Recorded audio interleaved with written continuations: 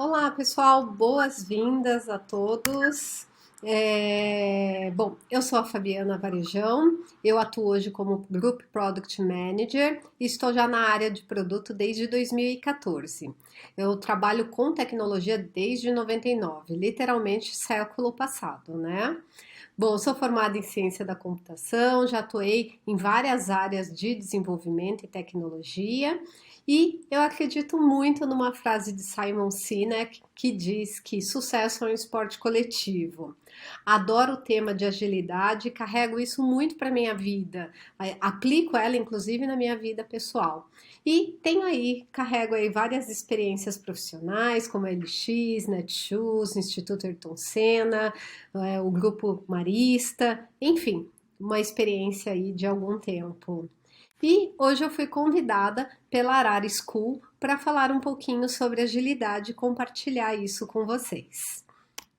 Bom, e por que a gente fala em agilidade? Simplesmente porque virou moda, né? A gente acha nas revistas, na internet, ou porque ela é bala de prata e ela funciona para qualquer coisa. Eu posso sair aplicando e tá tudo certo.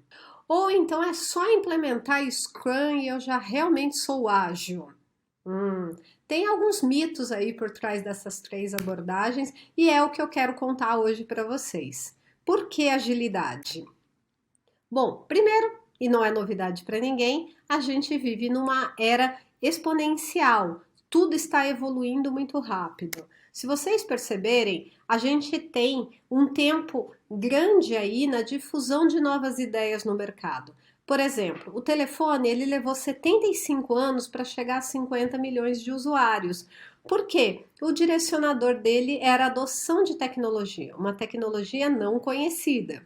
Depois, já com posse dessa tecnologia, a gente vem com um rádio que vem numa disrupção e ela levou 38 anos para atingir os 50 milhões de usuários. Já a TV, ela vem focada no comportamento do cliente, um comportamento ainda massivo, mas ela já vem mais ao encontro do que o nosso cliente final quer. E ela levou 13 anos para atingir 50 milhões. Já o Facebook vem numa era total de globalização, aonde a gente precisa estar conectado o tempo todo e levou apenas 3 anos e meio para atingir os 50 milhões de usuários. E o Pokémon Go, que foi lançado aí há mais ou menos uns 7 anos atrás, 6, 7 anos, veio já nessa era da velocidade, na era exponencial. Ele atingiu 61 milhões de usuários em apenas 6 dias. É um fenômeno como mostra que o nosso mercado vem evoluindo a velocidades jamais vistas anteriormente. E aí, quando a gente olha para isso, por que isso tudo está acontecendo? Porque a gente está vivendo um mundo VUCA. Esse termo foi cunhado lá na década de 90, numa origem militar, que já queria mostrar que o mundo estava muito mudado após a queda do Muro de Berlim, no período ali do pós-Guerra Fria. E aí, por que a gente chama de mundo VUCA? Porque ele vem de uma sigla em inglês que quer dizer que o mundo está muito volátil, incerto, complexo e ambíguo. Ou seja, com a velocidade que as coisas vêm evoluindo, a gente não tem mais apenas uma resposta para a mesma questão. A gente precisa pensar neste ambiente todo e em várias questões que podem responder às nossas dúvidas e também dar respostas às necessidades da agilidade e da velocidade que o mundo vem evoluindo. Só que tem respostas para isso. Quando a gente fala no mundo VUCA, na volatilidade, a gente responde isso com uma visão de produto, uma visão de negócio, uma visão de futuro, para onde a gente quer direcionar. O incerto a gente responde com o entendimento. A gente precisa entender de fato quais são as dores, as necessidades e os problemas que a gente quer resolver.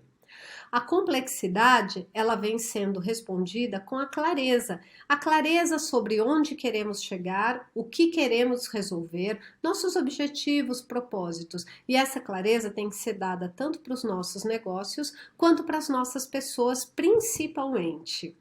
E para a ambiguidade, a gente responde com a agilidade, que é justamente o tema do que eu estou falando com vocês. E o que de fato é agilidade? É corrida? É chegar rápido? O que que é agilidade? Então, tem um conceito muito bacana de agilidade que eu gosto bastante, que agilidade é a capacidade de reagir rapidamente a uma situação que pode ou não ser previsível, com movimentos e velocidades controlados. Então, não é sair desesperadamente fazendo qualquer coisa, mas os movimentos e a velocidade controlada vai nos ajudar a responder mais rapidamente às situações que acontecem no nosso dia a dia. E como a gente viu no mundo VUCA, elas são previsíveis ou totalmente imprevisíveis. Então, a agilidade não é fazer mais rápido, tá? Ela é pensar ágil, ela é ser ágil. E aí eu trago aqui para vocês que existe uma diferença muito grande entre a gente ser ágil e fazer ágil, né? O fazer ágil qualquer pessoa pode fazer, né? Existe uma ilimitada gama aí de práticas, de frameworks, de melhores práticas, enfim, que o mercado coloca, que a gente pode escolher ela, né? Aí no final do nosso funil, a gente pode escolher ela e simplesmente fazer ágil. Mas ser ágil de verdade, a gente parte de um pensamento ágil, de uma agilidade no nosso mindset, famoso mindset aí, uma buzzword que a gente diz muito no mercado, mas realmente é mudar a cabeça, mudar a forma como a gente pensa para aquela evolução exponencial. Tá? A partir disso, a gente vai para os 4 valores que a gente tem dentro do ágil, do manifesto ágil, e os 12 princípios, para daí a gente entender de fato em que momento nós estamos, quanto empresa, quanto negócio, quanto produto, e assim escolher a ferramenta adequada para aquilo que a gente quer atuar. Então, ser ágil é diferente de fazer ágil, tá? E por que que eu tô contando isso, né? É super importante a gente voltar nas origens, olhar de fato da onde vem essa agilidade, para daí a gente poder fazer boas escolhas, tá? A agilidade, ela tem a sua origem lá na década de 40, finalzinho ali da década de 40, após a Segunda Guerra Mundial, quando foi criado pelo Taishi Ono, um engenheiro da Toyota, para ele sair de uma situação que estava muito complexa na economia, né, japonesa após a Segunda Guerra Mundial. Ele, quando criou este sistema, ele valorizava demais a produtividade, a eficiência dos seus processos, evitava com esse modelo o desperdício, o zero estoque, né? Porque não se tinha muito espaço e nem ao mesmo tempo muita oportunidade no mercado e a redução aí do tempo de espera. Nesse mesmo período, Taishi Ono começa a evoluir também o Lean Manufacturing. Hoje a gente vê várias linhas, né, diferentes de pensar no Lean aí para design e produto, mas vem dessa origem também.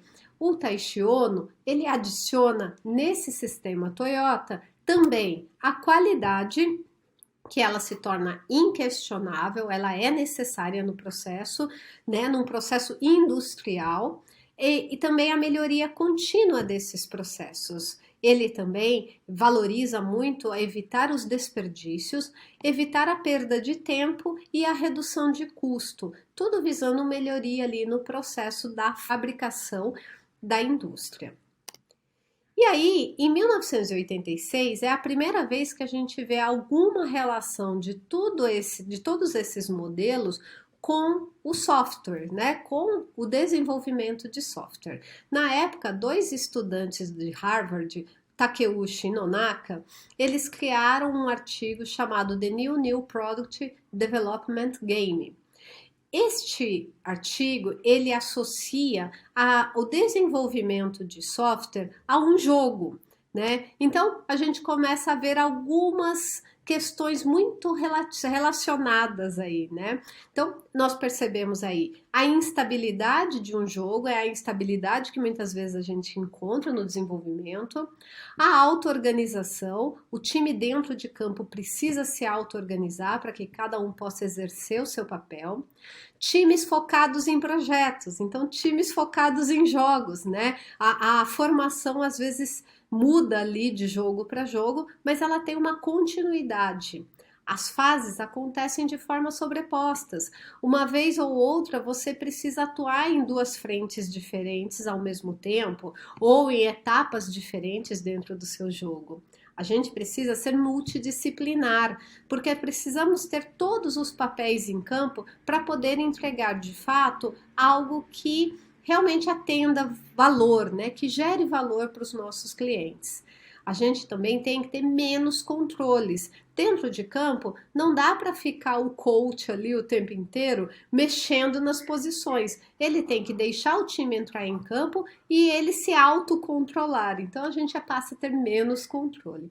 E a gente precisa de ter a transferência de conhecimento. Os papéis precisam começar a conhecer um pouquinho o papel do outro e poder atuar nesse conhecimento, nessa posição um do outro quando necessário. Em 1993, dois também, né, engenheiros já numa posição de gestão, lá no Vale do Silício, que já tinha se tornado um grande polo de tecnologia, o Jeff Sutherland e o Ken Schwaber, criam o Scrum, que usam todo esse aprendizado, tanto de Taishi Ono quanto de Takeuchi Nonaka, para criar o Scrum, onde eles dizem o quê? Que os nossos times têm que ser auto-organizáveis, a entrega precisa ser contínua, gerando valor, gerando incrementos, gerando valor a cada uma dessas entregas. Os times têm que ser pequenos para que eles possam se auto-organizar, ter uma comunicação fluida, ter transparência, para que a gente também não perca muito tempo com alinhamentos e comunicações difíceis. Precisa-se também ter um time box, ou seja, a gente não tem tempo ilimitado. Né? É a mesma situação das nossas empresas, né? Ninguém tem tempo ilimitado e pode fazer qualquer projeto a qualquer tempo. Então, precisa sim ter timings, né, bem definidos. O time também precisa ter foco. Não podemos ter a troca de papéis, a troca de cadeiras, né? Não somos mais recursos, né? As pessoas saem de uma posição e vão para outra como, né, se a gente movimentasse algumas peças do xadrez. Não, as pessoas precisam estar dedicadas àquele projeto ou àquele produto e ter foco. E principalmente a gente precisa ter essas pessoas comprometidas, engajadas e responsáveis pela entrega. É isso que o Scrum prega. E aí, na sequência, em 97, outro engenheiro do Vale do Silício, Kent Beck, ele lança o XP, que é o Extreme Programming. Ele adiciona aí no processo de desenvolvimento, e aí está muito voltado ao desenvolvimento, que as nossas entregas precisam ter feedback rápido, constante, né, para que a gente possa evoluir na melhoria contínua. A gente precisa pensar também em simplicidade, para reduzir as complexidades do nosso desenvolvimento, do nosso dia a dia. As mudanças de fato precisam ser incrementais, então a cada parte a gente vai incrementando uma nova mudança. Precisamos abraçar essas mudanças. A mudança faz parte do processo, né? Então a gente não precisa gerar tantos problemas quando as mudanças acontecem para se adaptar ao negócio. E o trabalho tem que ser de alta qualidade. Se vocês olharem aqui, todos esses itens vão muito ao encontro do que o Taishi Ono já citava dentro de todo o processo de produção da Toyota. E aí, em 2001, 17 experts, incluindo esses três que a gente comenta e destaca aqui na apresentação, se reúnem em Utah para poder, de fato, criar um manifesto ágil. O manifesto ágil ele é formado por 4 valores, 12 princípios e a gente não vai aprofundar aqui, mas eu super aconselho vocês a buscarem na internet aí, darem uma olhada e ver se tudo aqui não faz sentido, hein? Bom, mas por que eu também estou contando toda essa história para você, né? Não era mais simples falar de Scrum ou falar de agilidade como um todo, mas toda essa história é super importante para a gente poder valorizar principalmente os pontos principais do que geram agilidade e principalmente os valores. Mais do que um processo, a gente precisa entender os valores que nos guiam dentro do processo. Então, por isso que eu trago aqui um resumo para vocês. Lembra que lá no comecinho eu falei que agilidade é responder rapidamente às situações com movimentos e velocidade controladas? Então, por isso, porque a gente precisa, dentro do nosso processo, trazer a melhoria contínua. Tá? A qualidade, ela nunca é negociável, a gente precisa prezar a qualidade das nossas entregas. A retrospectiva dentro do Scrum, ela foca muito no processo de melhoria contínua, de avaliar aquilo que não está dando certo e fazer as adaptações necessárias para que as coisas melhorem. A gente precisa reduzir os desperdícios com um backlog bem atualizado.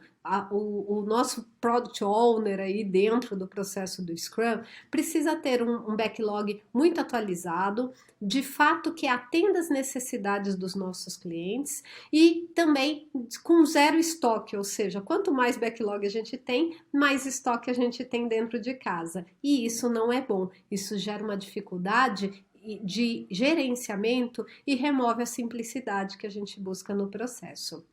O time também, ele tem que ser auto-organizável, foco nas pessoas. A pessoa é o ponto mais central e importante desse processo todo. O comprometimento e a responsabilidade do time precisam estar muito claros, né? Cada um tem que ter o seu papel, atuar com foco dentro do seu papel, mas ao mesmo tempo com foco no todo, olhando de fato o que a gente quer como entrega, qual é o nosso objetivo, qual é o nosso propósito, né? Por isso que dentro das sprints, o Scrum adiciona também um objetivo.